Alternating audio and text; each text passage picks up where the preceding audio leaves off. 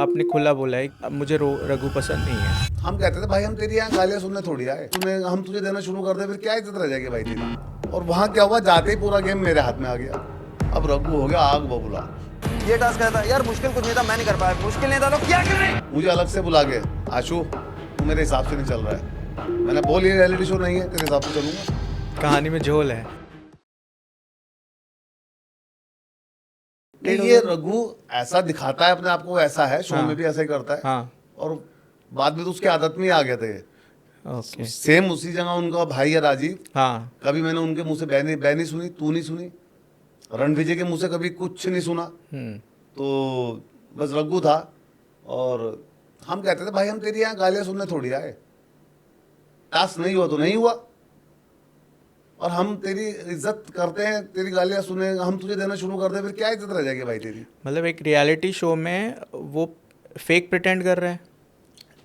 अपने काम के लिए वो ऐसा प्रिटेंड करता है, वो Okay. भी लोगों को सुनाता कि है। उससे टीआरपी आ रही है। टीआरपी नहीं आ रही है। अगर मैं ढाबे पे बैठ के बोलता हूँ बाबूजी बहुत अच्छी सब्जी है ले जाओ, हाँ। कसम खा रहा हूँ, तो रोजी रोटी पे बोला हुआ झूठ सच होता है। अगर आपने बिल्कुल सच बोल दिया तो आपका माल ही नहीं बिकेगा। ओके, समझ गया। तो वो चीज़ है। हाँ, इतना भी ना करो, आटे में नमक खाओ।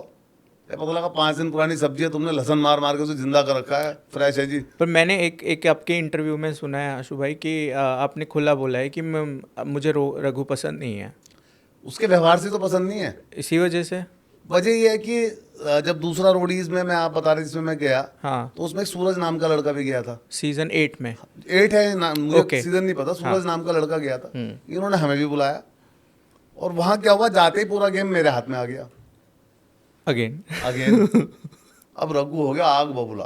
गाड़ियों की खरीद फरोख्त चल रही है यहाँ, ये चल रहा है। अरे भाई रियलिटी शो है, जो हम कर रहे रियल है। मुझे अलग से बुला के, आशु तू मेरे हिसाब से नहीं चल रहा है। मैंने बोल, ये रियलिटी शो नहीं है, तेरे हिसाब से चलूंगा। कह रहा फिर ऐसा है, अगर ऐसा ही रहेगा तुझे घर जाना पड़ेगा। अभी एक स्क्रॉल आएगा, तुम्हारा सफर खत्म। और खत्म नहीं बोलना चाहिए, पूरा पूरा। दुनिया खत्म ही बोलती है, पूरा। पूरा। तो वो स्क्रॉल आया और मेरा सफर इन्होंने वहीं पर पूरा करके मुझे वापस ब्राज़ील से इंडिया भेज दिया। और क्योंकि मैं रियलिटी शो में एज अ जो कर रहा था, रियल कर रहा था। भेजने का रीज़न यही तो है। हाँ। जो कर रहा था रियल कर रहा था, और ये हुआ तुम्हारे कैमरों के सामने हुआ। शो का ही कंसेप्ट यही है। शो रियलिटी शो है ना। हाँ, रियलिटी शो है। वो चाह रहा है कि अब मेरे हिसाब से चले आदमी, तो बोलना रियलिटी शो नहीं है, तेरे हिसाब से चलेंगे, फिर उसकी एक फीस लेंगे तुझसे। कहानी में झोल है। भले ही मेरी रघु से ना बनती हो, कुछ ना हो, लेकिन रोडीज का मजा ही रघु से है। सीधी सी बात है, इसमें कुछ भी नहीं है। ना बनती हो, लेकिन उसके लिए परफेक्ट आदमी भी वही है। वो ना बनना एक अलग व्यवहारिक मसला है, लेकिन अगर जो रोडीज है वो रघु ही है। फिर हमारा चैनल का नाम है डिजिटल कारवां। इस पे इस तरीके का ही कंटेंट हम डालेंगे, जहाँ पर लोगों की जर्नी के बारे में बात होगी, उनकी एज ए पर्सनालिटी के बारे में बात होगी, वो जिस फील्ड से संबंध रखते हैं उस फील्ड की नॉलेज के बारे में बात होगी।